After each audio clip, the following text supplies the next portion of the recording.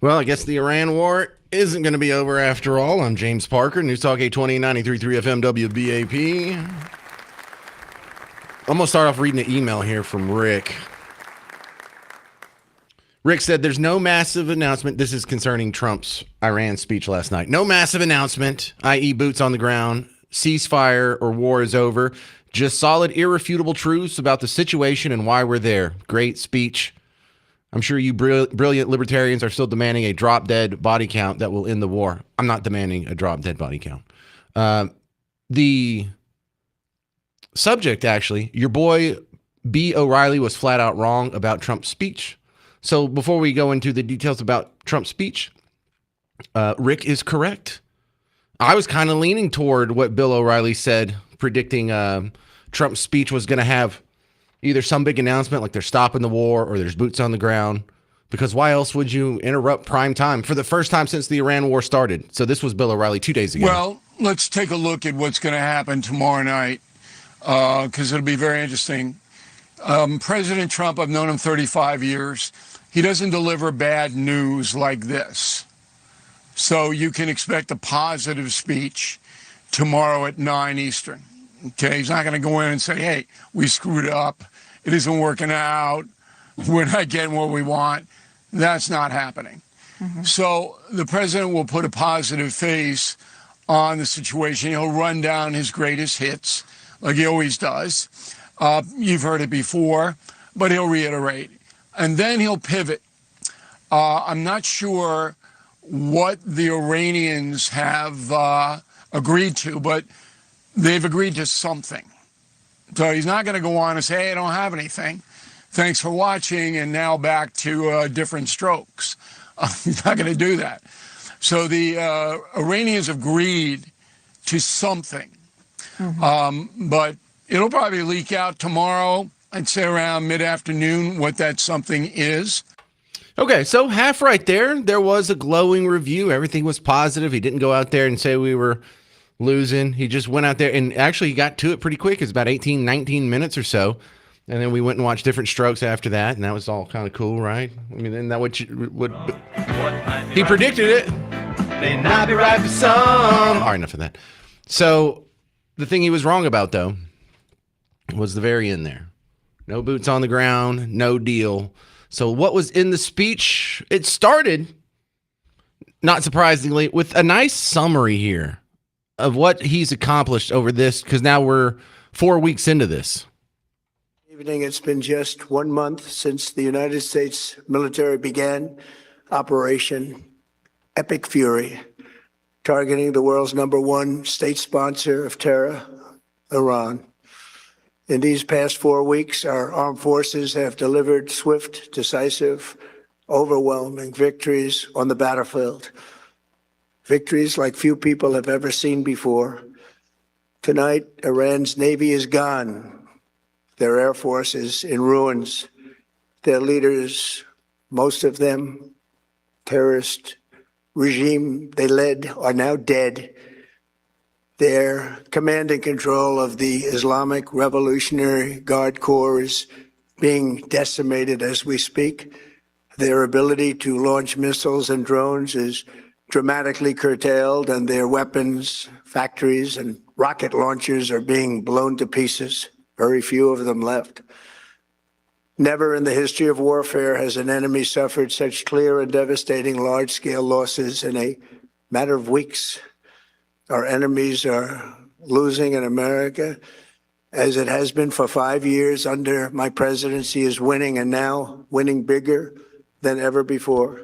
Now, I'm not saying any of that was wrong, but of all the military strikes that we've done, the thousands and thousands of things that we destroyed, and how diminished their capabilities are, they still are making people a little antsy about going through the Straits of Hormuz. They can still project power there. Overnight, there was still some missiles. It wasn't a whole lot, but there were some missiles that were shot at Tel Aviv. So they're still firing some missiles at some time. And so they still have the capability, both the political will and the capability to keep going. So the ability to call victory is sort of hindered until that stops. Now, he did go through, and what they've done at every one of these public speaking events where they have a script in front of them, or at least the first part scripted out. He went over the objectives. Our objectives are very simple and clear. We are systematically dismantling the regime's ability to threaten America. Yeah. You know what that is. I just play that for the next time that you hear someone say, we don't even know what the objectives are. The objectives are unclear. We don't even know what victory looks like, or he's just going in there without a plan. Just to remind you that they go through that every single time, and people will still come away with, we don't even know what the objectives are. It's a fun little exercise here. Going through Trump's Iran war address last night, he did highlight some success stories, not just the Iran war, but also on the economy. So we've taken a dead and crippled country. I hate to say that, but we were a dead and crippled country after the last administration and made it the hottest country anywhere in the world by far, with no inflation, record-setting investments coming into the United States, over $18 trillion, and the highest stock market ever, with 53 all-time record highs in just 1 year. All right. Well, we still do have some inflation, but it is down. The message to our allies, maybe you should grow a spine and go get your own oil. The countries of the world that do receive oil through the Hormuz Strait must take care of that passage. They must cherish it. They must grab it and cherish it. They can do it easily. We will be helpful, but they should take the lead in protecting the oil that they so desperately depend on. So to those countries that can't get fuel, many of which refuse to get involved in the decapitation of Iran, we had to do it ourselves. I have a suggestion. Number one, buy oil from the United States of America. We have plenty. We have so much. And number two, build up some delayed courage. Should have done it before. Should have done it with us, as we asked. Go to the Strait and just take it, protect it, use it for yourselves. Iran has been essentially decimated. The hard part is done, so it should be easy. All right, so at this point in the speech, we're now 14 minutes in. This is where I was expecting him to pivot and say, well, we've got an agreement signed, or we've got a deal reached, at least, verbal agreement or a gentleman's handshake, something to that effect. It didn't happen, but he did address, your kind of set your expectations for Iran going forward. We're going to hit them extremely hard over the next 2 to 3 weeks. We're going to bring them back to the Stone Ages where they belong. In the meantime, discussions are ongoing. Regime change was not our goal. We never said regime change, but regime change has occurred because of all of their original leaders' death. They're all dead. The new group is less radical and much more reasonable. Yet if during this period of time no deal is made, we have our eyes on key targets. If there is no deal, we are going to hit each and every one of their electric generating plants very hard and probably simultaneously. We have not hit their oil, even though that's the easiest target of all, because it would not give them even a small chance of survival or rebuilding. But we could hit it, and it would be gone, and there's not a thing they could do about it. All right, now you're all caught up on the speech last night. No agreement. No boots on the ground. Those were the two big points we were looking for. We got neither of them. Your response, 800-288-9227, because I'm going to read a couple of emails and Facebook messages I got right after the speech yesterday. Some people are happy with it. Some people are not happy with it. Even some Trump supporters are still kind of on the fence about it. Where are you? And tomorrow, the James Show is going to be on the road. I'm doing my show live from Texas Live, right there by Globe Life Field for the opening day of the Texas Rangers baseball season. Yeah. So I'm going to be out there. If you're going to go to the game anyway, stop by Texas Live a little bit before you hit the stadium. Come by, say hi, or if you're leaving early before 5 o'clock, stop by, say hi. I'd love to meet you. And it's not just me, the cool kids out there from the ticket. We'll be a couple tables over, or at least they have been the last couple of years. And I know that's who you really want to see on opening day. But the James Show, WBAP, is live on the road in Arlington tomorrow at Texas Live. I'm James Parker. It's News Talk 820 93.3 FM, WBAP.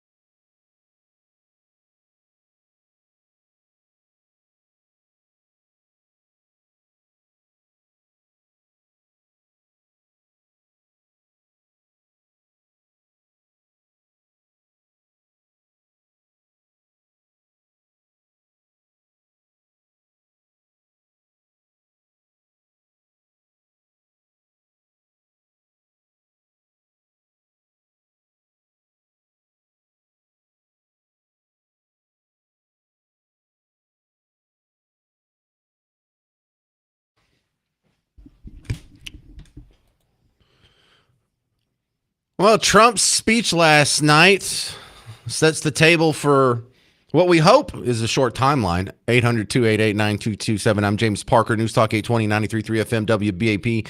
Your home for Markley, Van Camp, and Robbins. If you're just joining us, we're reviewing Donald Trump's speech. I was expecting, I was wrong. I have no problem admitting I get things wrong all the time. I'm a human being, so you don't have to dogpile here like Rick. But I was expecting there to either be an announcement of a deal that was agreed to, a ceasefire, boots on the ground. Because Bill O'Reilly made sense. Why would you interrupt primetime for this? Why would you have your first national address in primetime where you're interrupting everyone's day to just give us a regular old update without some big delivery, without some big news? I don't really have an answer for that. Does he feel like the polling's getting away from him, or he just doesn't like the reporting on this and he wanted to try and cut through it? I don't know. But yes, Rick and McKinney was right. There was no massive announcement. Bill O'Reilly and I were flat out wrong about Trump's speech. Got it. It happens sometimes. Joe in Grapevine. You're on the James Show, News Talk 820, 93.3 FM, WBAP. James, honor and privilege is also, as always, you're doing an outstanding job since the beginning of this year, my friend. Thank you. Bring the heat, baby. James, I think there's a lot of multiple reasons. Just what you said about the economy, about oil prices, but I think there's a lot of diplomacy and just uncertainty. You can't give up the game plan, James. In war, you're still going to run up on things you're not sure about. And I also believe that there may be a restocking of their munitions and stuff, their rockets and everything. Bringing in these other ships, I guarantee you they're loaded up, even rotating them, because I understand that being a former Marine. You just have to keep the enemy on their toes. They could also, James, be trying to locate some of these leaders and where they are, because what I hear, there's still being people that are still being killed and executed. Well, who's in charge of that? That means you need time to locate it. And boots on the ground, James, being a former Marine, and I know this for a fact, there have been boots on the ground in Iran for months, if not years. We've had a game plan since 2009 about how to conduct or how to attack Iran, really, for decades. Well, when we say boots on the ground, we don't mean a human being in the territory. We mean big regiments of tens of thousands of soldiers going exactly. there. Yeah. Right, exactly, of course, yeah. But I mean, there's just specialty units that specialize in all of this, that know what they're doing, know how to handle it and stuff. And, a lot of Marines, as myself, was trained in nuclear, biological, chemical warfare, and there's specific ways of not only how to detect, but also how to protect yourself from that when you run up on it. So there are multiple reasons, James. There's one bottom line on all this. And it's true, and you have been great about doing a monologue about this over all his successes. I trust what he does. He has been right, James, has he not, about so many things. I trust this president, and he is our leader, and we need to stand behind him. And if it means increased gas prices, you know what? I'm okay with that, because I know back in '83, 241 Marines and other surplus personnel at one time were eliminated, and that is enough right there, not to include them, all the injuries, not the ones that died, but the ones that were disabled by this country, including directly or by proxy or by learning or teaching these terrorists how to set up these improvised explosives and stuff. So I say stand behind him, and I love the way you do it, James. You may not agree on certain things. I consider myself a libertarian conservative, but I love the fact that you do it, but you do it with respect. You still support him, but it doesn't mean you can't voice your opposition, and I just love you for that, my friend. Yeah, well, for new people, what Joe's talking about is I am against this. If I was president, I wouldn't have done it. I wouldn't have bombed Iran. I wouldn't have gone and snatched up Maduro either. But that doesn't mean good things can't come from it. Venezuela's probably better off than it was. Time will tell if that holds. Time will tell if the Iran thing works out for the betterment. So, yeah, I disagree with this, but I don't think Trump's Nazi, or he didn't even think about them closing the Straits of Hormuz. Of course he did. Even if he didn't, he's got the Joint Chiefs of Staffs and all kinds of generals and stuff around him. Somebody in the room thought of it. So, yeah, I appreciate that, Joe and Grapevine. Thank you very much for calling in. Because a lot of the feedback is polar. There's not a whole lot of people who sound like me, like, I'm against this, but it's not the worst thing in the world. And I don't think, the United States is losing and we're making a big mistake and we'll never live it down. But there's a lot of people who are like, I'm with him. I'm for this 1,000%. Absolutely. The world's a better place now that the top 48 or 88 Ayatollahs are dead. And then there's people who are saying this is the worst thing in the world. There's not a whole lot of middle ground on this one. And I find that kind of surprising here because there's a lot of people on Team Red who are anti-war, who you think would kind of sound squishy. I don't know. I've been kind of surprised with how polar this has been. But the other clip I wanted to squeeze in was before the speech yesterday. He's at a desk. The reporters are asking him questions. And it is so cool that I got this one angle here of video where it's not the people looking at the president from where the reporters are standing. There was some dude off to the side recording from a side angle so you could see what the president was doing and what the reporters in front of him were doing. And what a bunch of them were doing, they had their phones in front of them. There was one guy asking questions, and the other, Team Blue reporters are fact checking him. You can see them typing in stuff in their phone real quick and then reading it off to the president. Oh yeah, well he said this. Oh yeah, well he said this.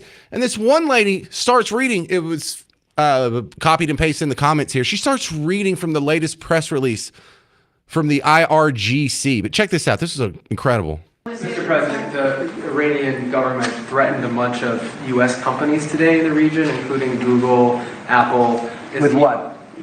What did they threaten them with? BB guns? Or Well, that's they don't have much left to threaten. My question for you is: are you? I don't know. I mean, what are they? You made a statement. What did they threaten them with? I don't know.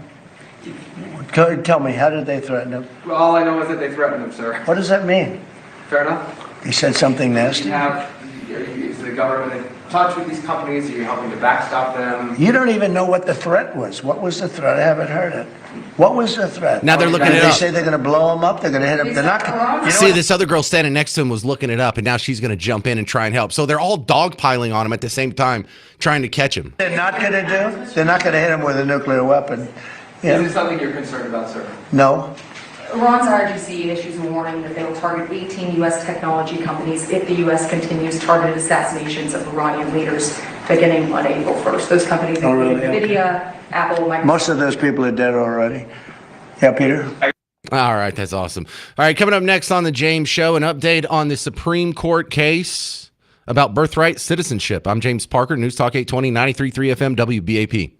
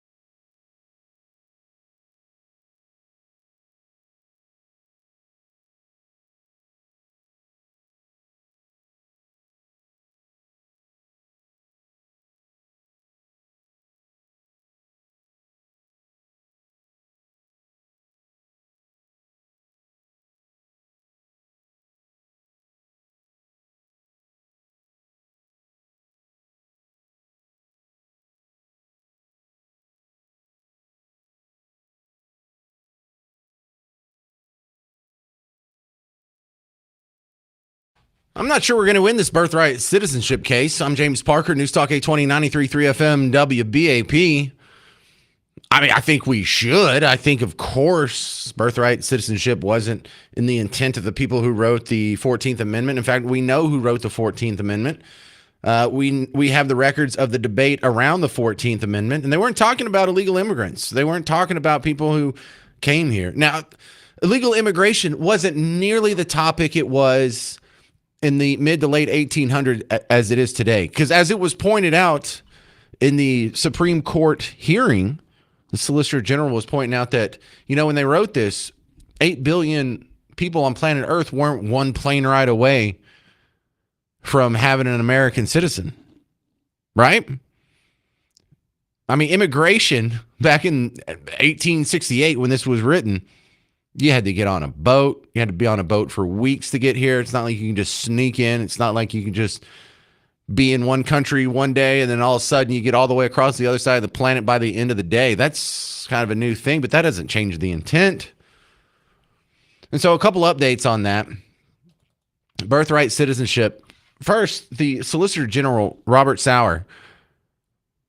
I knew birthright citizenship tourism was a thing. I knew that there was a lot of people, especially if you lived on a border town, if you were going to have a baby, just go across the river, have the baby. You don't even have to pay for it. The sucker American taxpayer will be stuck with the bill.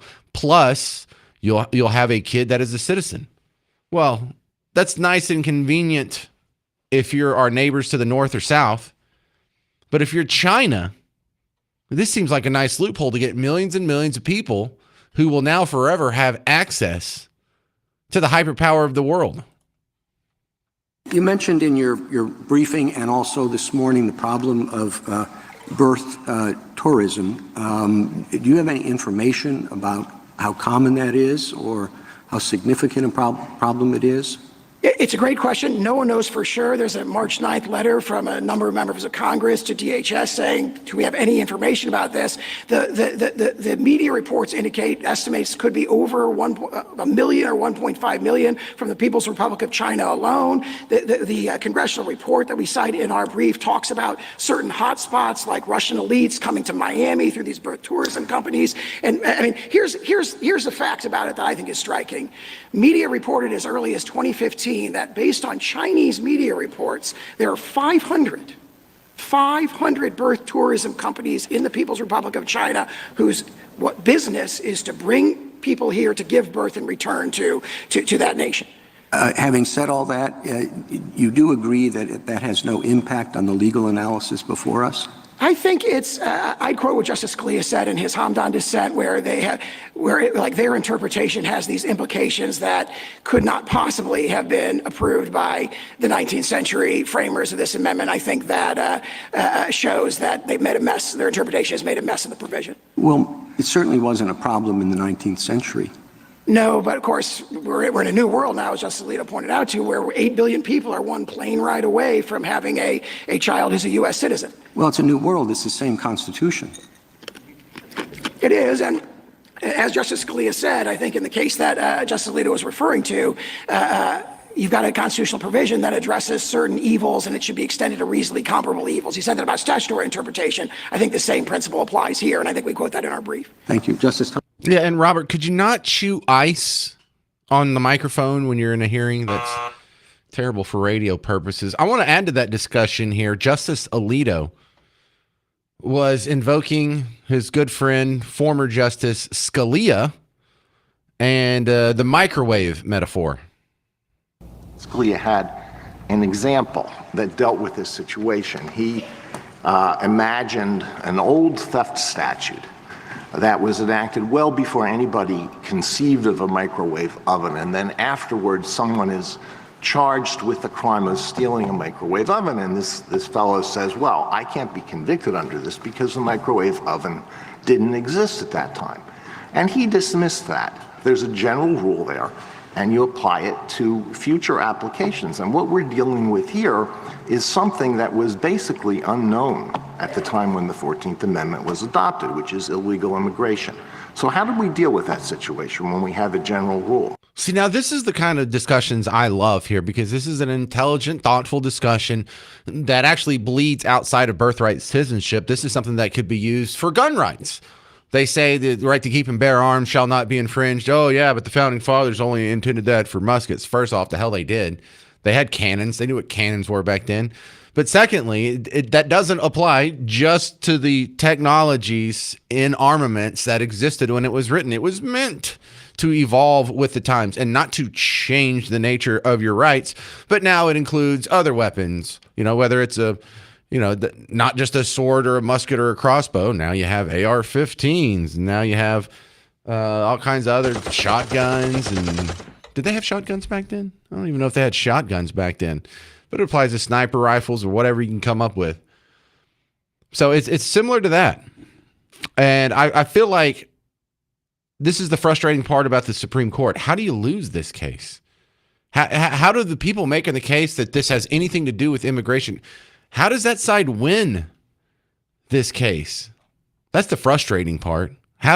Who can go make an argument that's absurd? It's like going to the Supreme Court and winning the case, and your story is that 2 + 2 = 5. Yeah, I just don't get it. 800-288-9227.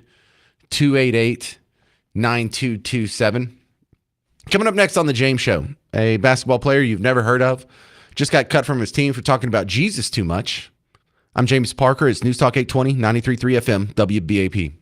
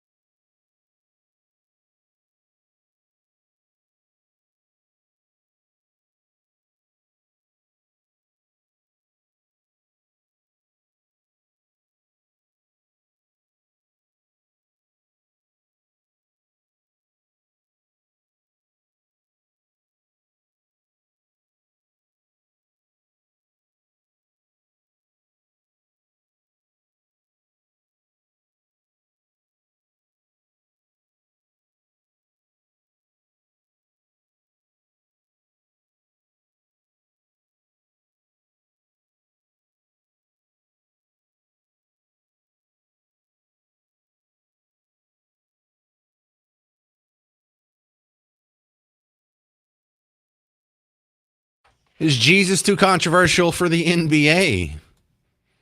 I'm James Parker, News Talk 820, 93.3 FM, WBAP. You don't know his name. I assume you don't know his name. I didn't know his name. Jaden Ivey. Jaden Ivey has been through it. Been watching a bunch of coverage of this over the last couple of days. And it turns out that this guy, he's had a rough go of it. He's been abused in the past. His background has a bunch of just markers that you would think would destroy a person. But he's gone through it, reached the top of his chosen profession, the NBA. And he credits Jesus for it. Now, he's a guy that anytime you stick a microphone in front of his face, judging by the videos I've seen, he can't stop talking about it, which is fine. But I guess eventually the Bulls got enough of it, and they let him go. Now, the video that broke, the straw that broke the camel's back, it wasn't during a press conference. It wasn't during a post-game interview. It was him doing a live video on Instagram, an Instagram Reels. Now, the video is terrible. The guy takes forever to make a comment. There's like 3 seconds of dead audio and like between every sentence. And so I had to edit the snot out of it. So I've got that, but I've also got a couple of other clips from when he was talking to the media. And then I got a clip of him talking about getting cut.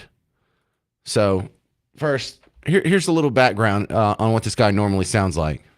I'm sure people can call it out, that I'm not the Jay I used to be, but the old Jay is dead. I'm alive in Christ.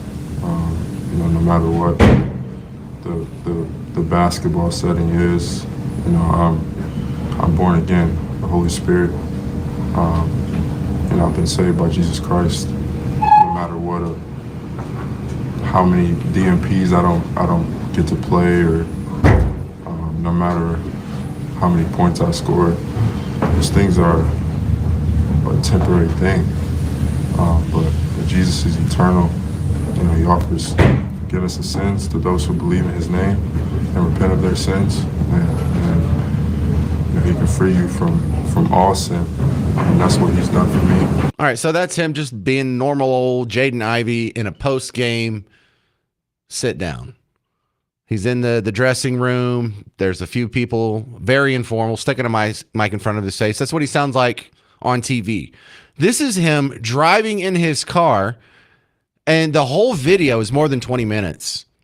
But there's a little part here where he talks about Pride Month and how he doesn't want to be part of Pride Month because of his Christianity. And listen, this is heavily edited because the unedited version is just unlistenable. It's so boring. Do we not have free will to speak what we please? Don't you have free will to curse? Don't you have free will to curse word? To speak unrighteousness? Doesn't even the world make judgments on certain things? So how is it when the gospel is preached that people hate it? Right? They proclaim Pride Month in the NBA. They proclaim it. They show it to the world. They say, come join us for Pride Month to celebrate unrighteousness. They proclaim it. They proclaim it on the billboards. They proclaim it in the streets. Unrighteousness. So how is it that one can't speak righteousness? How is it how are they to say that, man, this man is crazy? To the Christian, you're making the wrong statements. How is it that you can tell the man that he can't speak the truth? I'm not kidding. It was not more controversial than that. He didn't say anything more offensive than that in the entire Instagram reel. I watched the whole thing. He gets cut. This is his response to getting cut. He got right back on social media. They said my conduct is detrimental to the team, right? Why didn't they just say we don't agree with his stance on LGBTQ? Why didn't they say that? But how is it conduct detrimental to the team? What did I do to the team? What did I do to the players? I did nothing but practice with them, play with them, pass the ball to them, good teammate to them. Said good job, good shot, way to play, bro. Was never detrimental to them. So why is it that the NBA and the Chicago Bulls say that I'm detrimental to the team? How? Because I believe in the truth? Because I know Jesus is the way, the truth, and the life? How? How is my conduct detrimental to the team? Because of what I believe. Because of what the truth is. Hey, welcome to DEI, where they don't actually celebrate the most important diversity of all, diversity of thought. Oh, they support diversity in the shallow sense, in these, physical characteristics, diversity of skin color, diversity of gender, diversity of nationality, but diversity of thought. Oh, no, no, no, no. Equity? No, no, no. You're not going to be treated the same as everyone else. Get the hell off my team. Inclusion? Are you kidding? Look, we can have wife beaters, we can have flat earthers, we can have drug addicts, but we can't have Christians in here. Ron and Garland, you're on WBAP. Good afternoon. Make it quick. I got 1 minute. Okay, just real quick. What is the policy, first of all, of the NBA? Do you know? I read it. I just can't recall it from memory. You're not supposed to do anything that's like detrimental to the team. I have another story about the Stars who are in a similar situation coming up too. Okay. Well, I mean, what does the Bible say, real quick? It says if they come after me, they'll come after you. That's exactly what you're getting. That's what you're getting all around the countryside. If they come after me, they'll come after you. The thing about it is, this man should have the right to say anything he wants to say. If there's a policy against it, then he should have known about it. And if he didn't know about it, then, there should be lawyers lined up to defend this man. Morally speaking, he should be able to say whatever he wants to say, and he can. Legally speaking, though, the Chicago Bulls own their own team, control their own roster, and they should be able to fire a player for whatever they see fit. So I don't think there's anything illegal or immoral about this. This just lets you know who they are. The NBA is an anti-Christian league. 800-288-9227, 800-288-9227. They are not diverse. They are not equitable. They are not inclusive, and neither is DEI. Coming up next, a similar story for the Dallas Stars where they're trying to track down some guys who did the Nazi salute in the stands 3 months ago. You think I'm making it up? Stick around. I'm James Parker. It's News Talk 820, 93.3 FM, WBAP.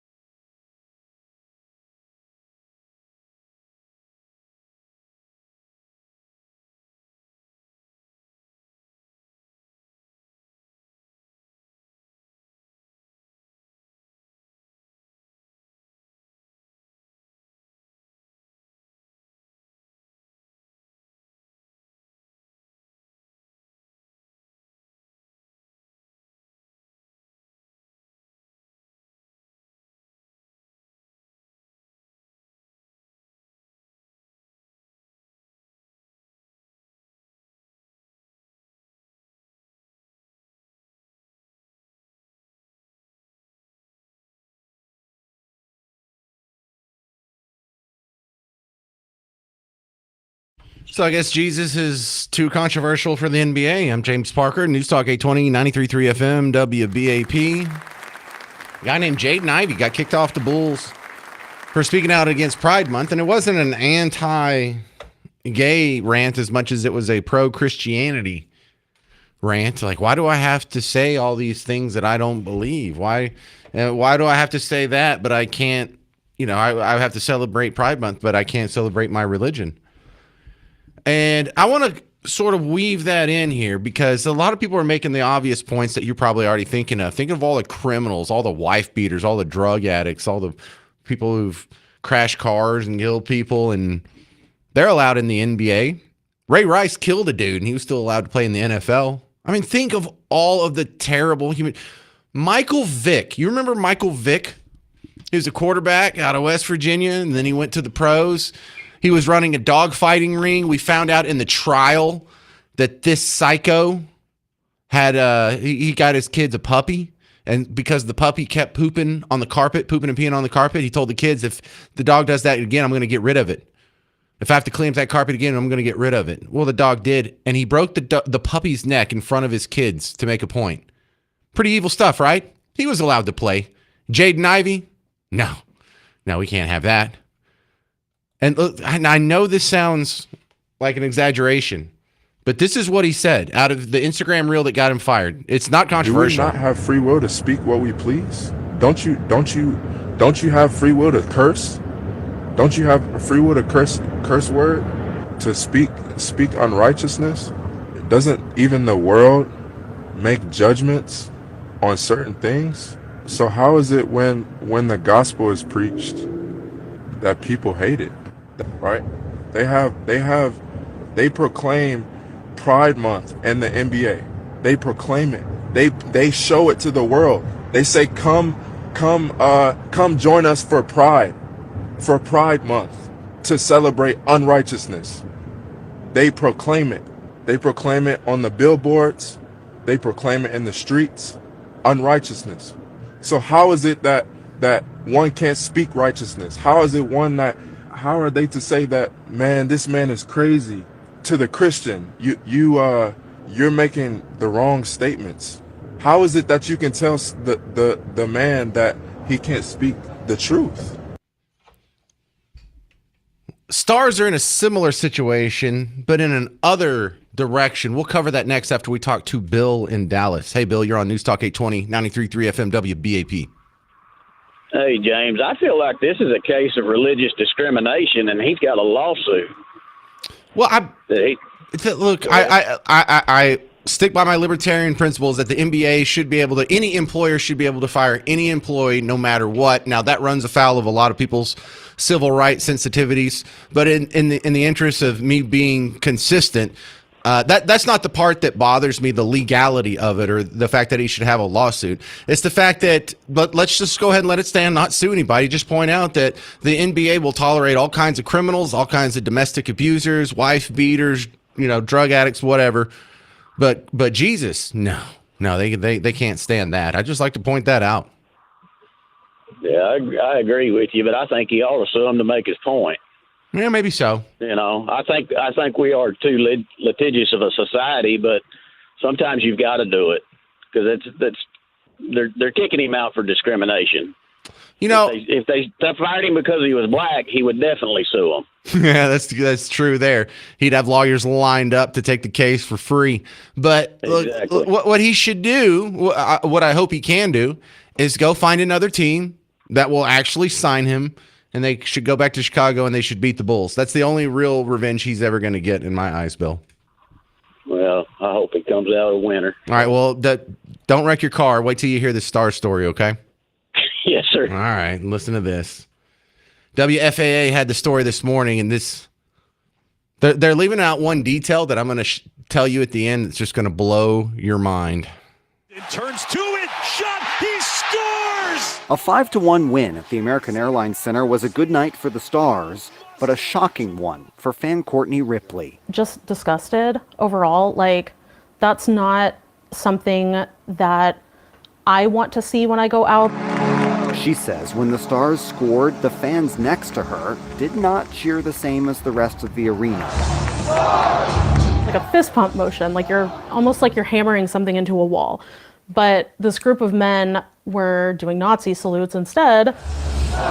This is her video taken that night in December. We've blurred the faces of the men because they haven't been charged with the crime, and we haven't been able to question them about the gesture. Disappointed because I'm a Stars fan too. She says she reported it to the fan misbehavior hotline. They just said, oh yeah, we sent somebody and they couldn't find them. She says she responded with seat numbers and the video, but still no action. Kind of disappointing on that front too, a little bit. The NHL didn't get back to us. The Stars referred us to AAC management, which says in a statement, quote, American Airlines Center has zero tolerance for any acts of hate and or discrimination.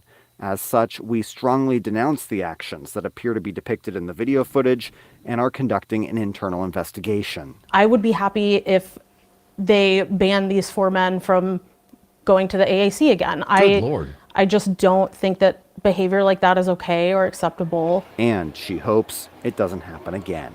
In Dallas, I'm Cole Sullivan. Yeah, maybe they weren't Nazi salutes. Maybe they were just Elon Musk fans. See? Did you catch the date on that? Because they didn't tell you the date. They gave you the month. It was back on December 21st. Now, James, why is this a big deal?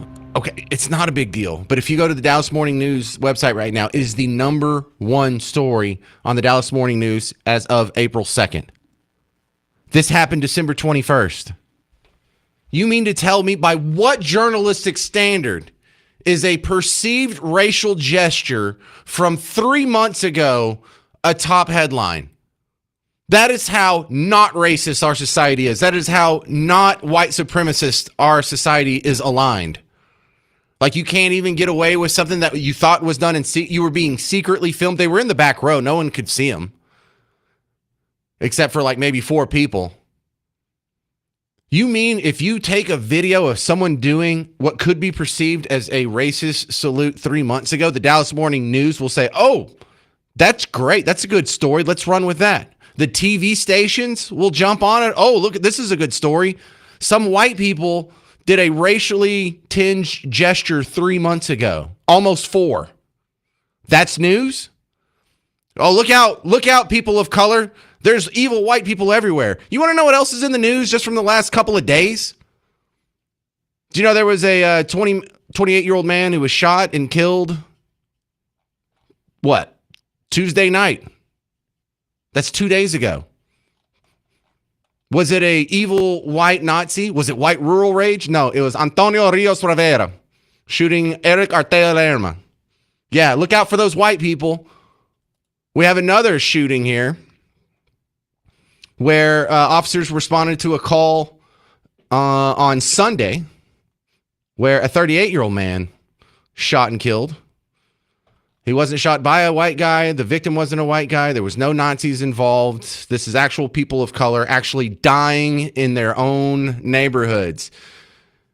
Shall I keep going? Here's another one. A teenage boy was just shot and killed in a drive-by at 1:30 a.m. Officers found him in his home, Fort Worth, early this morning. Drive-by shooting. Victim, not white. Shooter, not white. But look out. We saw some white guys doing something that could be perceived to be bad 3 months ago where no one was harmed or offended or menaced or anything. That's a top story. Here's another one. Did you hear about the 11-year-old that was shot on the playground at his elementary school by another 11-year-old? The gun didn't come from his parents, and they're not telling you the identity of the shooter or the victim here. But if you go look at Opal Smith Elementary School in the Crandall District, it's only 9% white. So it's probably a person of color on both ends. But look out for the 3 white guys that did what could be perceived as a Nazi salute 3 months ago, back in December, last year. The demand for racism far outstrips the supply, and you are beclowning yourself if you think otherwise. 800-288-9227, 800-288-9227. You'll hear the reaction to the Stars story coming up next, and the basketball player who got kicked out of the NBA for being Christian. I'm James Parker. It's News Talk 820, 93.3 FM, WBAP.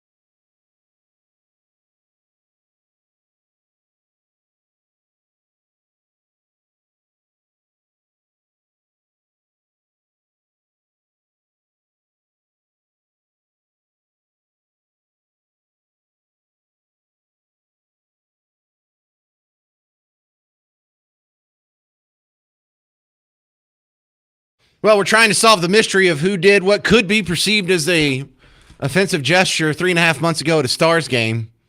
That's what passes for news these days in 2026. I'm James Parker, News Talk 820 93.3 FM WBAP. Your home for Markley, Van Camp, and Robinson. If they didn't talk about this already, this is something that's right up their alley. If you're just joining us, WFAA did a report on it. I saw some other TV stations acknowledge this story, and it's the number one story on the Dallas Morning News website right now. The story, the investigation where they're trying to track down 3 guys who may have done a Nazi salute at a Stars game December 21st. I kid you not.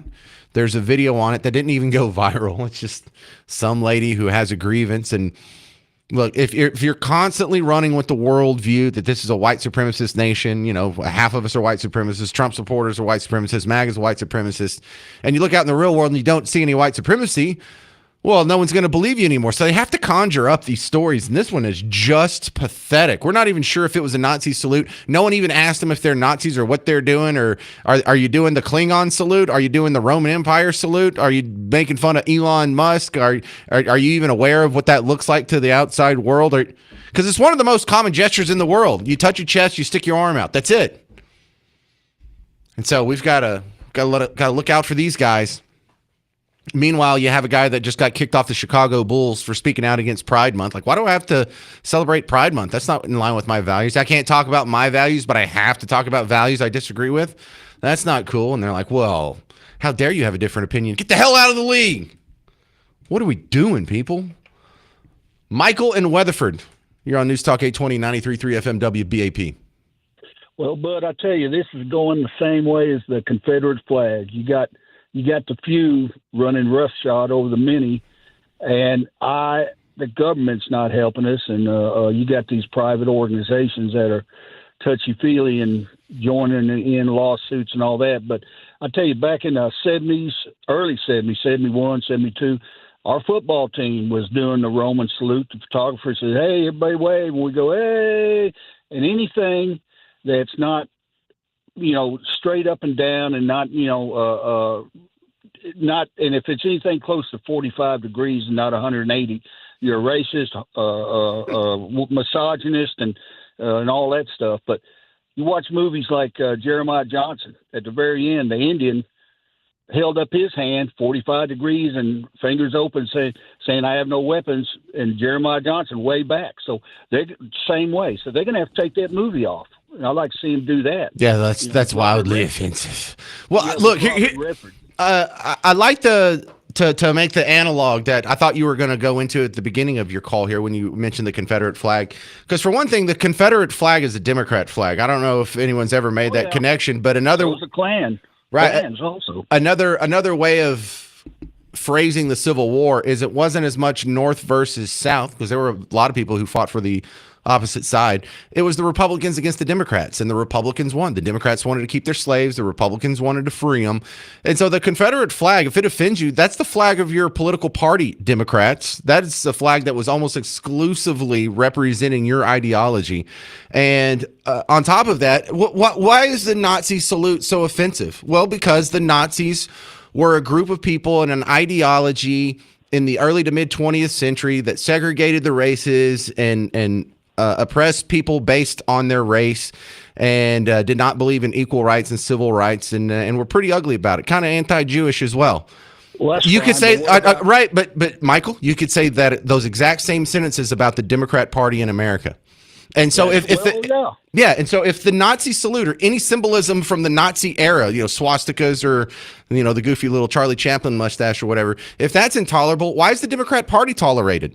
If it's bad that 100 years ago or 80 years ago, or the party that did slavery and Jim Crow and segregation and the Trail of Tears and separate bathrooms and separate but equal, and how is that tolerated now but Nazis aren't? Democrat Party, you are the Nazis of American history. You understand that, right? Y'all have the exact same economic policies: universal health care, windmills, construction projects, universal daycare, universal pre-K. These are all Nazi projects. 800-288-9227.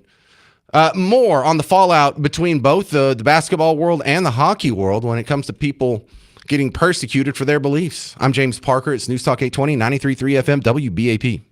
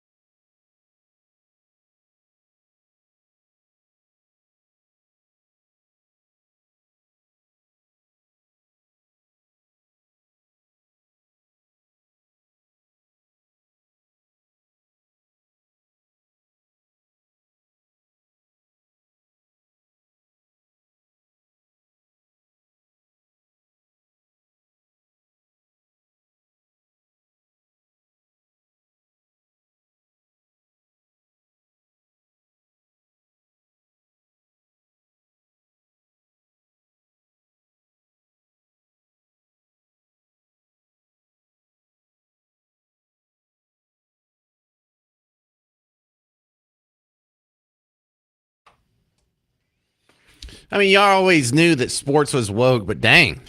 I'm James Parker, News Talk 820, 93.3 FM, WBAP. We got a double whammy. The Chicago Bulls cut a player because he wouldn't stop talking about Jesus. And it wasn't just he wouldn't stop talking positively about Jesus. He wouldn't stop talking negatively about things like Pride Month and other things that were just coloring out of bounds. And the Party of Diversity and Inclusion couldn't have a diversity of thought and include a Christian, an outspoken Christian. If you're a Christian and you keep your mouth shut and you shut up and you don't espouse your values, then sure, you're welcome. But you speak up and you're going to end up just like our buddy Jaden Ivey did.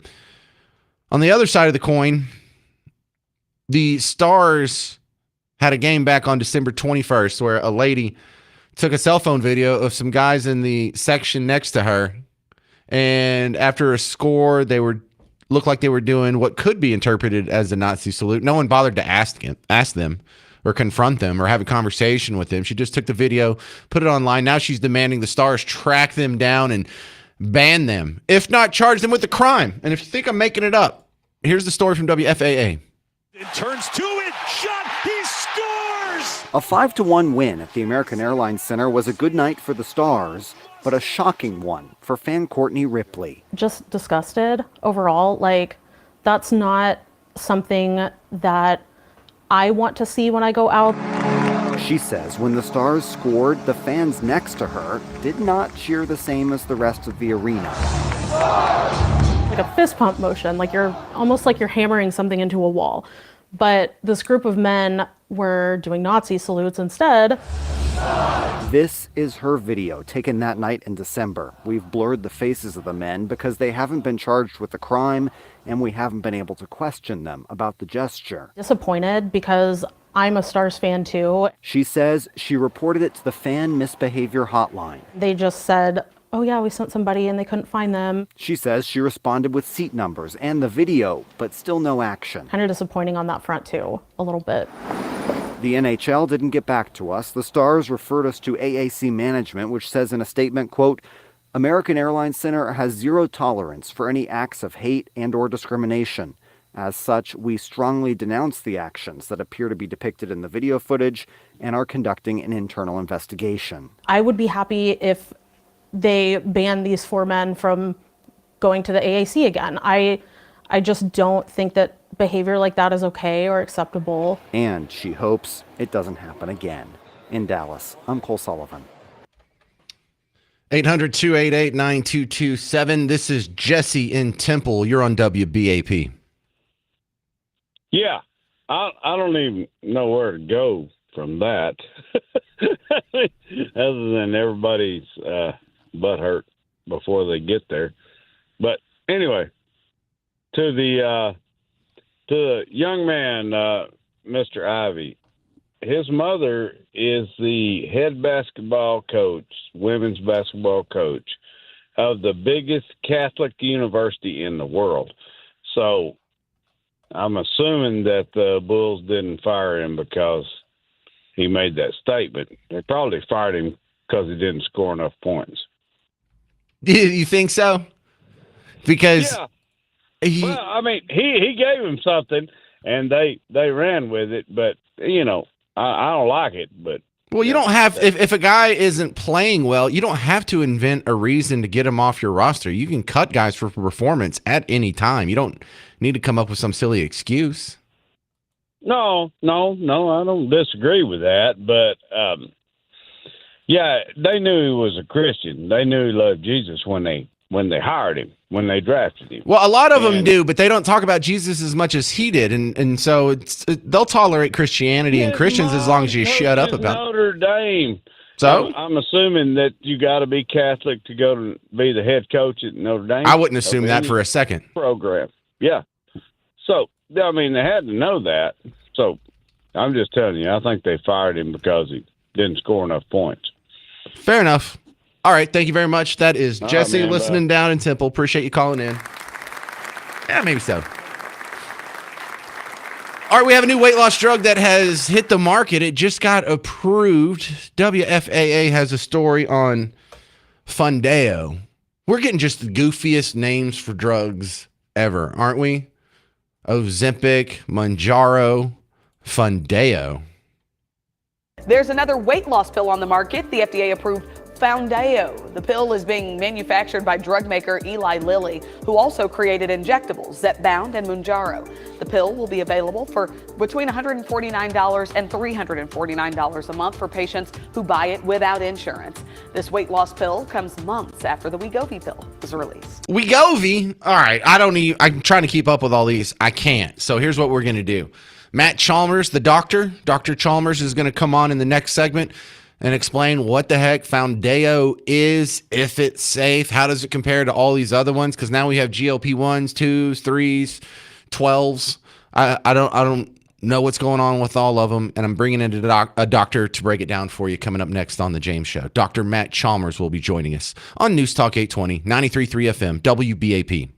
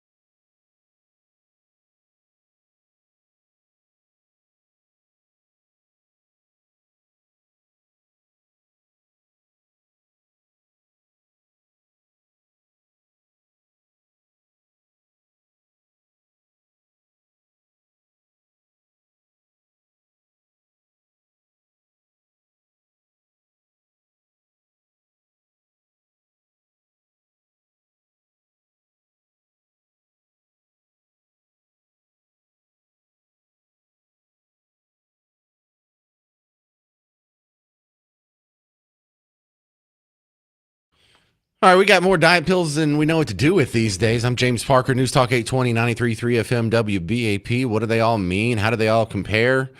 Dr. Matt Chalmers from chalmerswellness.com is coming on with us to make some sense of it. If you're just joining us, the new one now is Foundeo. There's another weight loss pill on the market. The FDA approved Foundeo. The pill is being manufactured by drug maker Eli Lilly, who also created injectables Zepbound and Mounjaro.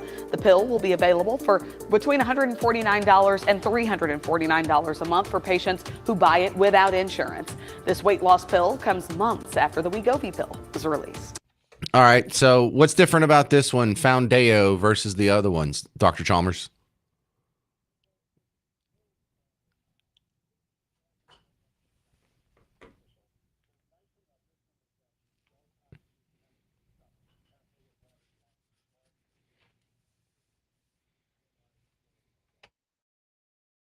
Okay, is it using the same technology as the injectables?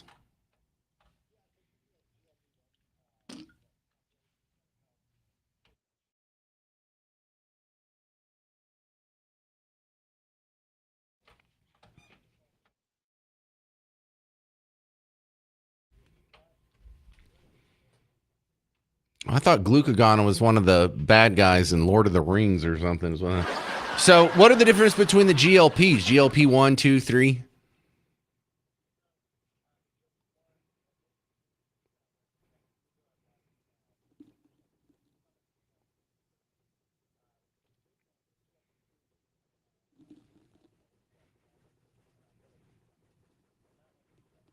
I thought that was, what's terzepatide?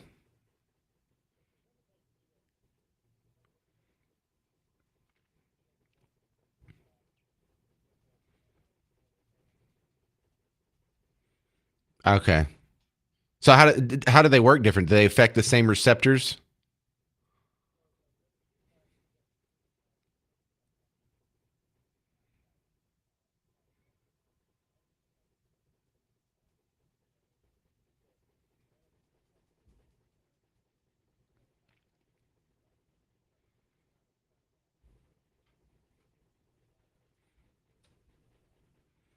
How does that compare to terzepatide, the twos?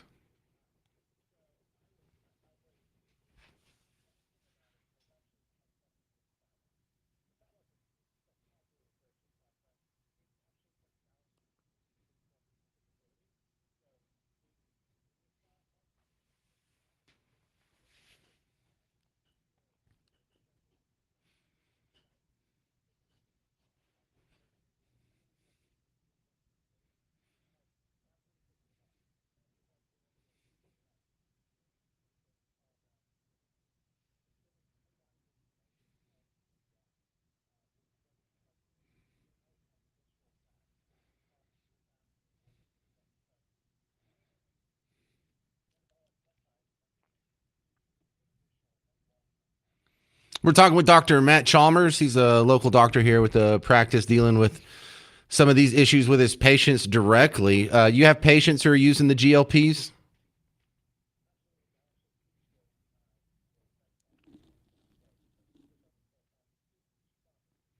Okay.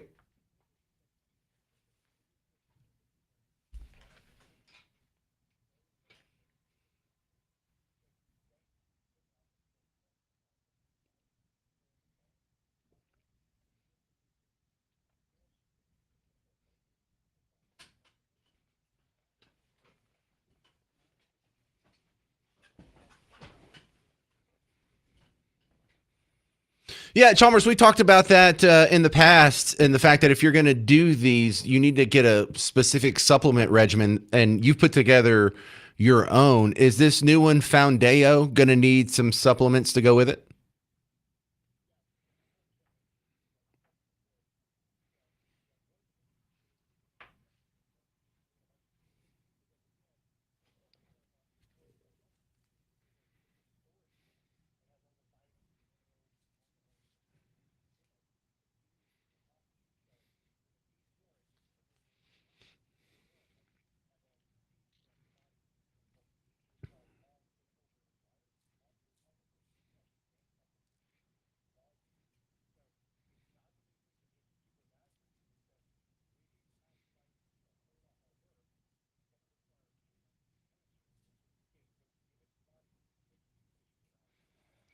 So is Foundeo going to be in the GLP category, or is it something else?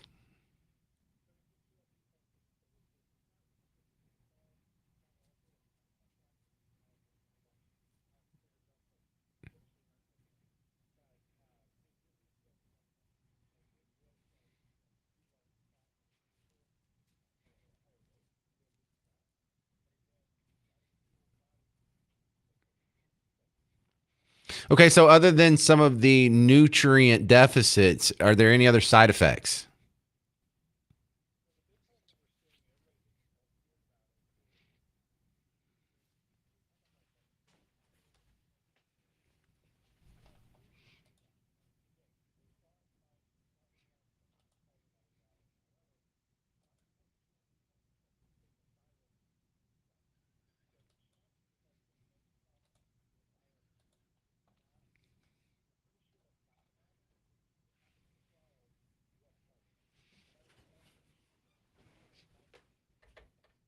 All right, I think we might have a call for you, Dr. Chalmers. This is Danny in Weatherford. You're on WBAP with James Parker and Dr. Matt Chalmers. What's up, Danny?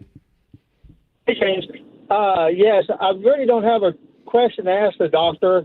However, I do know from past experience, and I have seen people do it by giving them some of the same experience that I have over the years. One of the main factors that causes weight issues is eating too much sugar. Sugar is the very worst thing that you can do to your body, and eating excessive sugar puts weight on you like there's no tomorrow. I'm very fit. I hardly ever eat any sugar. And if people would realize what sugar does to the brain, does to the eyes, does to the skin, does to everything else, they would level off on the sugar. Now, there are people that need help losing weight, no doubt about it. They struggle. They don't have the willpower. But, a lot of times you got to change your mind. You got to change your mind and concept, your mindset, and just cut back on the sugars. And you don't have to drink 4 Dr. Peppers a day. No, I get you. Here, let's get the doctor's response. Your response to Danny in Weatherford, Dr. Chalmers.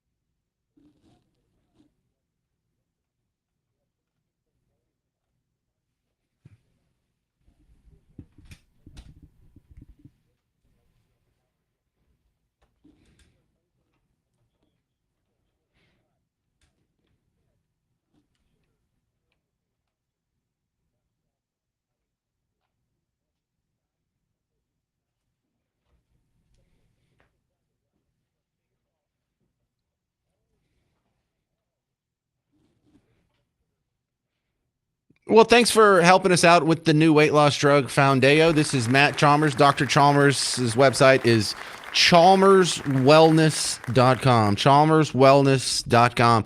And some of you need to contact him or somebody about getting them supplement packs, because we can see Ozempic face from a mile away, and it looks pretty rough, people. Take care of yourself.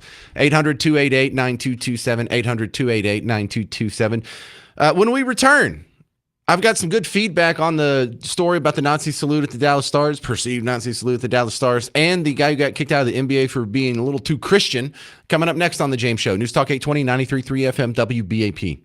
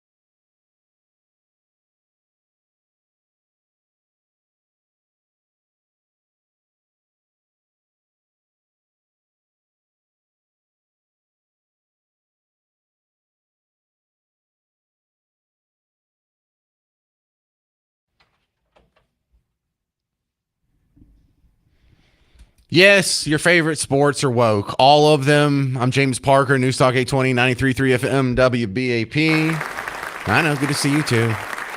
Because we have a couple of examples here. Jaden Ivey, a guy who's playing for the Bulls, just got released from the Bulls for making some anti-Pride Month comments. Meanwhile, over at a Stars game in December, three guys were doing what I guess could perceive to be as a Nazi salute. No one bothered to ask them. The lady made an 18-second video, put it online, and she said they did this every time they scored. Well, we scored like 5 goals that night. You didn't say, hey, are you doing a Nazi salute or is that something else? You didn't even bother to ask. You're just putting them on blast, making the worst assumption possible, and then demanding their persecution, demanding that they be kicked out, banned, never to be seen again. Dude, we got it, but good Lord, for the people who are so concerned about the well-being and plight of people of color, worried about Nazis and whatnot, do you really think they're Nazis? I mean, honestly, do you really think that those 3 guys are Nazis? Yeah, we'd like to do another Holocaust. We'd like to go persecute gays and minorities. Do you really think that's what they're doing? Because that's ridiculous. What have they done since then? Any persecution? Because this happened back in December.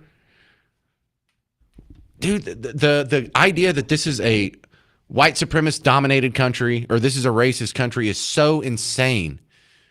It's so rare to even see a hand gesture that is racist, much less actual racial violence from whites on people of color, that it makes news 3 months later that some white people may have made a racist hand gesture.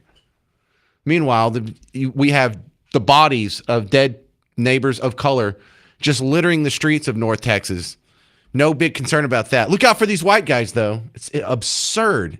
On top of the anti-Christian stance by the NBA.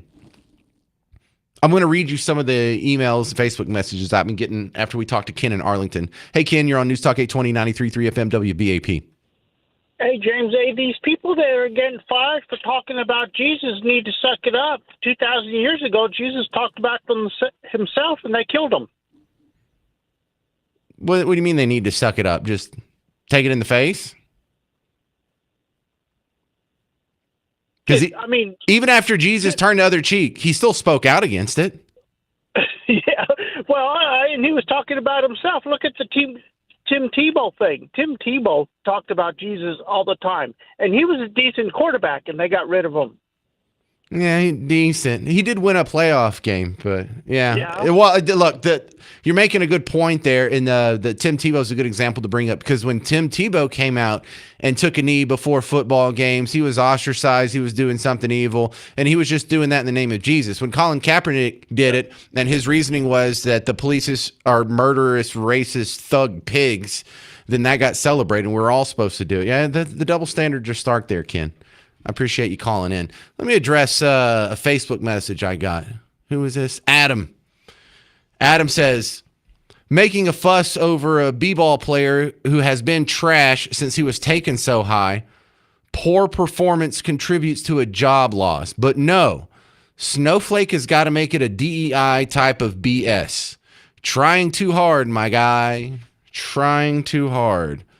Oh, he's saying Jaden Ivey was let go because he was trash. He wasn't doing very good. Interesting. Let's go see what the Chicago Bulls posted when they let him go. This is from the Chicago Bulls Twitter feed. It says, the Chicago Bulls announced today that the team has waived guard Jaden Ivey due to conduct detrimental to the team. Not for poor performance, not because he sucked, not because he was taken too high and he just hasn't lived up to the hype. No, conduct detrimental to the team. I'm trying too hard. I think you're trying too hard. Adam, why do you have to come up with something that's clearly false in order for you to digest this in your worldview? Perhaps your worldview is wrong. Perhaps there is an anti-Christian bias. Perhaps there is the fact that this guy got fired for what he believes and what he said and what he spoke out against. Now, you and I know that's what happened. Adam, can you digest that and then come up with the reason why you think it's okay? Or are you just okay with Christians being persecuted because they're your political opposition? Robert writes in a Facebook message. He says, Did anyone know what is in this NBA player's contract? Is there a clause that he broke? Yeah, conduct detrimental to the team, I guess. Also, isn't really the NBA or NFL or any professional league that should be blamed for supporting these criminals. It is also the people that watch and the companies that sponsor these industries that also support these criminals. Look, I'm not that tough on, well, we shouldn't support these guys because they're criminals. Oh, you should only support guys if they've never done anything wrong? Because that's none of us. I believe in forgiveness and criminals should get a second chance if, they're actually reticent. But no, the perfect point to bring up is someone like Ray Lewis can kill a guy and he's still allowed to play. Think of all the violence that happened. Think of all the drugs. Think of all the domestic abuse. Think of all the car wrecks and gunplay and all the crazy stuff. And Michael Vick ran a dog ring, broke a puppy's neck in front of his kid's face to teach him a lesson. He was still allowed to be a quarterback. But speak out about Jesus, yeah, I think that's the more stark contrast, Robert. Another guy wrote in, Bosman. He said, the world's gone crazy. Zig Ziglar famously says, some people find fault like there's a reward for it. Conversely, some of these reporters seem to act all day stupid on purpose. Well, I heard that. Well done, Bozeman. All right, if you want to send me an email, james@wbap.com. I think most people are sending me Facebook messages, and that's fine. Coming up next, updates from last night's speech on Iran from Donald Trump. I'm James Parker, News Talk 820, 93.3 FM, WBAP.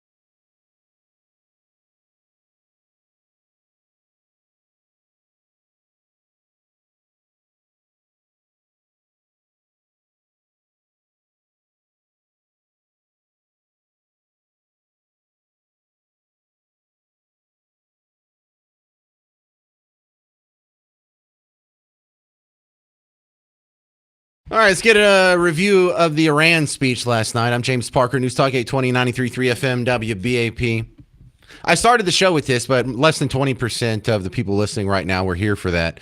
So if you did hear it, just stick with us. I'll make it quick. This is the most important story of the day.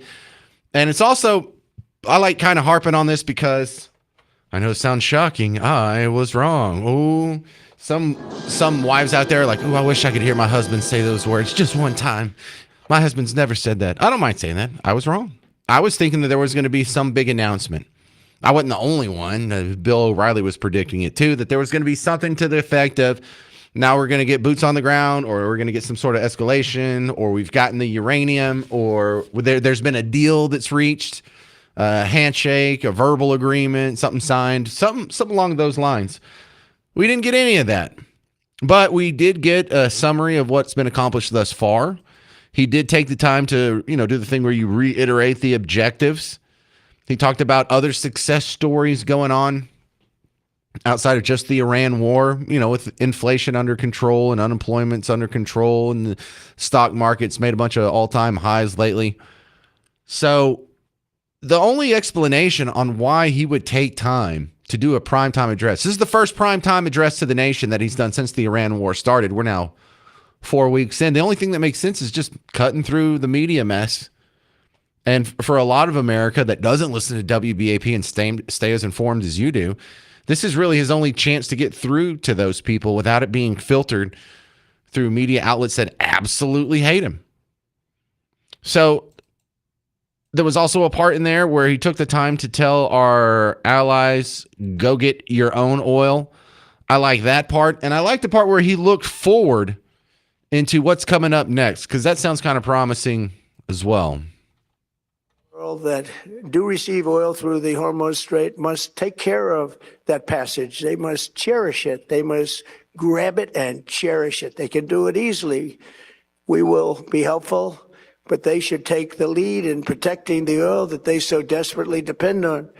So to those countries that can't get fuel, many of which refuse to get involved in the decapitation of Iran, we had to do it ourselves. I have a suggestion. Number one, buy oil from the United States of America. We have plenty. We have so much. And number two, build up some delayed courage. Should have done it before. Should have done it with us, as we asked. Go to the Strait and just take it, protect it, use it for yourselves. Iran has been essentially decimated. The hard part is done, so it should be easy. If they don't go take the oil or go help with the Straits of Hormuz, you got to think that, what are we even in NATO for? Okay, you're against this war. That's fine. You don't want to help us. That's fine. But why are we in an alliance pack if it never works? If our allies aren't really there for us? We were there for you when y'all were whining about Ukraine, and that was in your backyard. So that's one takeaway. I expect Marco Rubio or Donald Trump or both to come out soon, probably as soon as this Iran war thing is in the rearview mirror, and really question NATO. Why not drop out of NATO? What's the advantage of being in NATO at this point? The other one is a clip that you have to hear, is he talks about what's going forward. The bombings are not going to stop. In fact, they're ready for another round of hell. We're going to hit them extremely hard over the next 2 to 3 weeks. We're going to bring them back to the Stone Ages where they belong. In the meantime, discussions are ongoing. Regime change was not our goal. We never said regime change, but regime change has occurred because of all of their original leaders' death. They're all dead. The new group is less radical and much more reasonable. Yet if during this period of time no deal is made, we have our eyes on key targets. If there is no deal, we are going to hit each and every one of their electric generating plants very hard and probably simultaneously. We have not hit their oil, even though that's the easiest target of all, because it would not give them even a small chance of survival or rebuilding. But we could hit it, and it would be gone, and there's not a thing they could do about it. All right, so now you're all caught up on the Iran situation. But nothing about boots on the ground, nothing about a deal being reached, nothing about we've got the uranium or we don't have the uranium. So still some giant question marks over our head, which means the job's probably not done. I mean, as much as stuff has been blown up over there, the problem that we still have is overnight there were still some missile attacks. There was an attack on Tel Aviv, if I remember correctly, and some other military installations. I don't even think all of them were ours. They're just still peppering their neighbors. The time to look for is, when do we go a day or two or three with no more missiles coming out of Iran? What we're looking for next is that silence, their inability to do more missile strikes, their inability to block the Straits of Hormuz. Then this thing's over, no matter whether or not they sign a piece of paper or come to an agreement. This war will be over as soon as they're locked down. However, this is a mountainous region. They have had years, they have had 4 and almost 5 decades to build all kinds of catacombs and underground bunkers and things that we just can't reach from the air. And if we have to put boots on the ground, that has proven to be so politically unpopular in years past, that's going to be his last resort, because we're coming up on the midterms in just 6 months.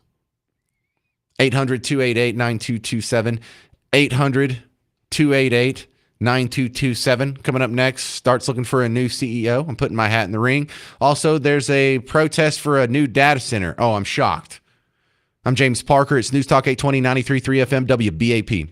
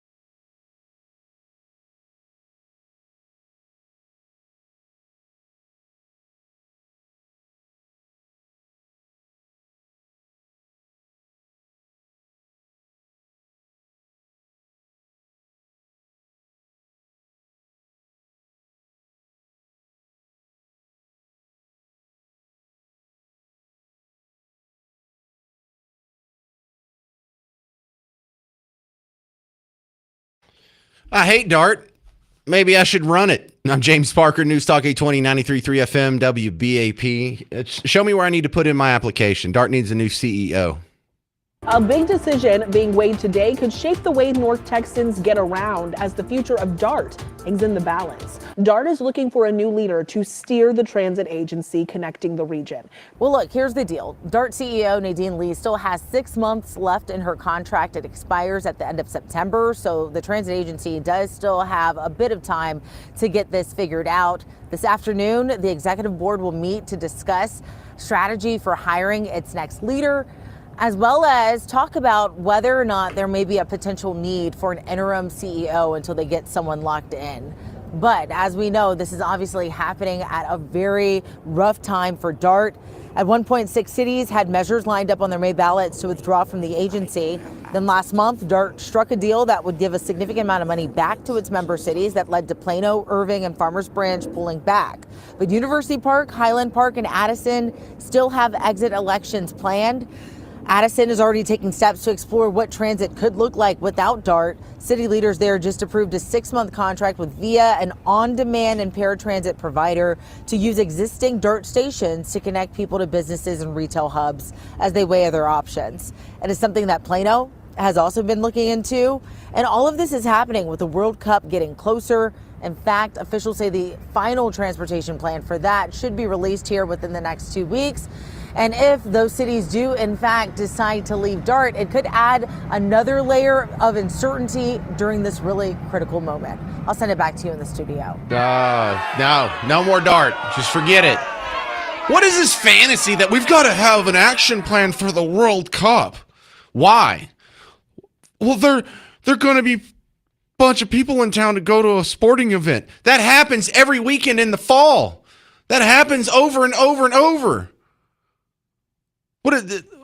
DART needs it? Arlington doesn't have DART, and that's fine. In fact, Arlington, I've heard, is the largest city without public transportation, and God bless them for it. Love that, Arlington, if that's true. Love that, Arlington. We don't need a special plan. What is the deal with these I don't know, because this sounds like economics to me. And if we've learned anything, capitalism is better than socialism, which means the free market is better than centralized government planning. You want to have a good action plan for transportation at the World Cup while we're hosting the World Cup, then get the hell out of the way. First thing you can do is stop with all the buses and all the trains. And people are like, well, James, that's stupid. Without all the trains and buses, think of how much worse traffic would be. Excuse me. How does an empty bus reduce traffic? How does an empty train reduce traffic? Have you ever had to stop where the train's crossing in front of you and you watch the thing go by and there's like 6 people in a 4-car train? You ever have to wait at an intersection for a bus that's taking a right turn? And when its slow butt finally slings around, you can see it sideways and there's almost no people in it. We don't need a centralized government plan to make things work. You know who does need a centralized plan for transportation during the World Cup? Uber, Lyft, taxi companies, limo companies, private drivers, Hertz, Avis, rental car companies. That's who needs it. People who are going to Airbnb their house. People who are going to rent out their cars. Isn't that like Turo? There's some app where you can rent out your car instead of like being an Uber and drive it for them. You can just let them rent your car for a few days. Let all of these people step up and they will take care of it. They don't need your help, government. You're never much help anyway. Yes, make me the new CEO of DART. Because the number of stabbings and shootings and sexual assaults and batteries on the trains will go down to 0 if you get rid of the trains. I'll just make me CEO of DART. So bad. I'll commission a study and it'll come back saying all of North Texas would benefit if we just shut down this whole project. Sold off all the trains and the buses. Maybe just privatize it. Maybe let some private company come take over the buses. And if they can make money off it, cool. If not, then they'll shut it down themselves. Rip up all the tracks, return that real estate back to productive use, and write an apology note to the taxpayer of North Texas for 43 years of absolute abuse and failure. The other local story this is another thing that is a pet peeve on the James Show. There's a data center that's going to be built in Fort Worth, and they're protesting it. And it's too late to protest it, but what is the deal? Why do people not like data centers? Construction equipment is already taking over the corner of Interstate 20 and Farm to Market Road 2871 in Fort Worth. My backyard, I can see this data center project. It's what resident Krista Irby noticed first. Until about 2 weeks ago, I had no idea what it was going to be. When she heard it's the site of a new data center, she started organizing. A little too late, she says. It was rezoned by the city last year. I am not anti-data center, but I do believe we don't have the data to know how we can safely move forward. The bigger picture is what brought more than a dozen people, some with signs, to Fort Worth City Council Tuesday. The future of our communities is at stake. With council set to vote on a proposed tax abatement for the $1.1 billion data center Edged. I want to say no to tax abatement and no to this data center. People who question noise levels, water usage, and how the city will ensure compliance and regulation to keep residents safe. We are asking you to commit to establishing an ongoing inspection and compliance function for data centers in Fort Worth. The center is in Councilman Michael Crane's district. I don't have any concerns about this data center. He says Edge Data Center was founded on energy sustainability. A spokesperson says they use minimal water with a closed loop system and plan to build an Encore substation. When Edge comes to a community, we are here for the long term. We are owner operators. We want to be good stewards to the community. But residents want assurances for this center and others. I've asked the city manager directly to look at the rules in place, what we have now, what zoning looks like, and make recommendations with city staff, the experts, on what we can do here in Fort Worth to ensure that we're protecting our quality of life at the same time advancing economic growth. In Fort Worth, I'm Brittany Costello. Oh, the reporting conventions on this are frustrating as well. You didn't tell us how much it would generate in economic activity. You didn't tell us how many jobs it would create. Oh, no, we can't build this. Why? Because I can see it from my house. So what? You know, it's the strangest thing. If you like the project, the reporting changes drastically. If you don't like the project, this is what you get. Have you ever gone up to someone who was complaining about you can't build windmills here? Why? Because I can see them from my house. You can't build a solar power plant. Why? Because someone can see it from their house. You know, you can't be for progress if you're always trying to block progress. And this is just like oil rigs. Oh, you can't have pump jacks out there. You can have a big dumb oil derrick out there. Why not? Do you use oil? When you go to the gas station, do you want there to be gasoline there or not? Same thing for the data centers. When you go look something up on your phone, do you want it to work or not? When you want to render an AI video for some cheeky little Facebook ad that you're making, do you want it to work or not? When you turn on your computer at work, do you want it to work or not? Because that data center is going to be built somewhere. Do you want it adding to our economy? Do you want it to be adding to our infrastructure? Or do you want someone else to benefit from that? Or do you want another country to benefit from that? And then we'll be beholden to another country who can withhold data centers from us if there's a conflict. People, get it out of your head. Data centers are just a big building and they don't do anything. They're not making a ton of noise. You're not having rock concerts. There's not going to be like a basketball game where 20,000 cars are going to swamp your neighborhood 40 times a year. I really don't get this opposition to data centers. I really don't. It's going to use a lot of water. Are you paying the water bill? It's going to use a lot of electricity. Are you paying their electric bill? What do you care? Data centers already exist all over the place. Where's the story about the negative consequences of existing data centers? There's not one. I don't understand why anybody's opposing this. It's weird. It's really weird. Coming up next on the James Show, an 11-year-old shoots another 11-year-old at an elementary school. It's the only school shooting that's not getting national attention. Isn't that weird? I'm James Parker. It's News Talk 820, 93.3 FM, WBAP.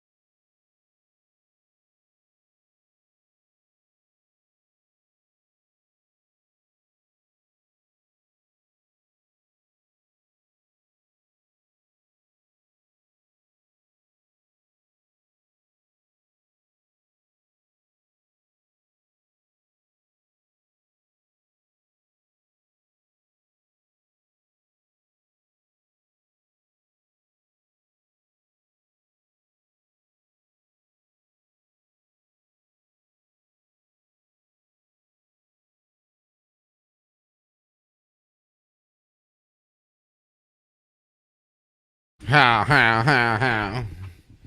Welcome to the James Show, News Talk 820 93.3 FM, WBAP.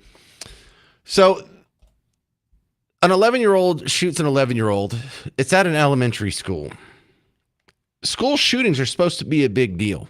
School shootings are supposed to be national news. Some of them are national news. But when something is selectively reported, you know it's not the school shooting that's the driving inspiration on why these things are reported. And so if only school shootings that fit the narrative are reported, and not just reported, but I mean harped on, like become a national story where we talk about it for years and years and years, like the Parkland shooting. We still have David Hogg on TV on a regular basis. We still have it's been 4 years since the shooting at whatever school. They give you the reminders on the Uvalde, on the Newtown, on the whatever it is that fits the narrative. But you're not going to get regular updates. Have you gotten any updates on the illegal immigrant trans Palestine activist that shot up Joel Osteen's church? Oh, that's weird. You didn't get an update on that one? Yeah, neither did I, because there's not one. You getting any regular updates on any of the trans shooters that have shot up a couple of Christian schools in Nashville and Minneapolis, and the one in Canada and the one at the hockey rink? Any of those mass shootings, school shootings? No? You don't get regular updates on those? So in this one, it's so weird that we have a school shooting, not at a high school, not at a middle school, but at an elementary school. And it's not getting wider attention. This is WFAA. We're learning some new information about an 11-year-old who was shot on school property in Crandall ISD. Police say the child was hit in the leg last night at Opal Smith Elementary School. The student was rushed to a hospital for treatment, and authorities tell us the child is now recovering at home. Police took another 11-year-old child into juvenile custody, and they've been charged with aggravated assault and tampering with evidence. We just learned the gun did not come from the suspect's home, and investigators are trying to determine where the child got it right now. What, do you get it at a pawn shop? How do we... Look, we're not going to get answers on this because they're so young. But if you go look it up, the school that they're talking about, it's 9% white. So this isn't going to fit the narrative. This isn't going to make you think, oh, we've got to do something about guns. This make you think, what the heck is going on in the household where an 11-year-old not only gets a gun, but gets it from outside the house, takes it to school, shoots somebody with it? That's not like a mental illness situation. That's a terrible parenting situation. Or at least maybe we should look into it. But we're not gonna. Because that would not help the narrative. That would hurt the narrative if we got to the bottom of the story. So don't expect anybody to get to the bottom of this story.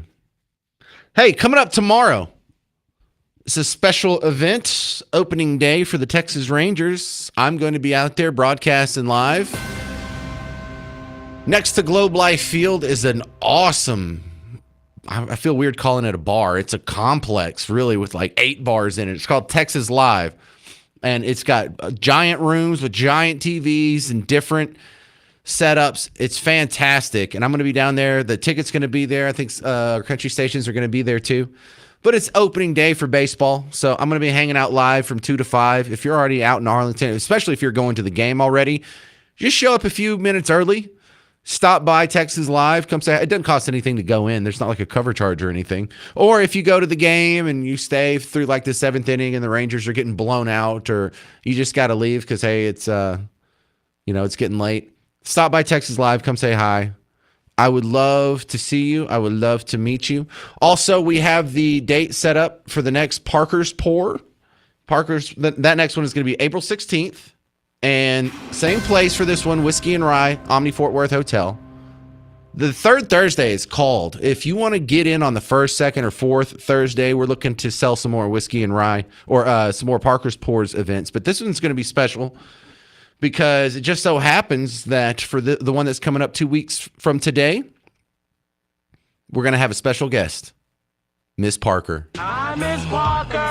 This is like the rare public event for Miss Parker. In fact, I'm not sure if she's been at any of my live broadcasts. She's been at a few radio station events and some of the other things I promoted, but I think this is going to be the first time she was there for a live broadcast on WBAP. So that's going to be at the Parker's Pours tomorrow, opening day for the Rangers. I'll be at Texas Live.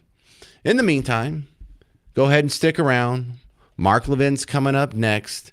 If you have any other James Show itch you need to scratch, I'm about to get out here and go put up the podcast. The Outlaw Music Festival featuring Willie Nelson, Wilco, Sheryl Crow, Lucas Nelson, and more coming to the Pavilion at Toyota Music Factory on July 3rd. Tickets and information at livenation.com. Or if you want to try and win some tickets from us, text the word Outlaw to the same number you call in, the same number we give out all the time, 800-288-9227, 800-288-9227. Man, in the year 2010, I saw Willie Nelson. I was thinking, man, I can't miss him this time when he comes to town, because this is probably the last time I'm going to get to see him. He's really old. That was 16 years ago. I'm James Parker. This has been The James Show. News Talk 820, 93.3 FM, WBAP.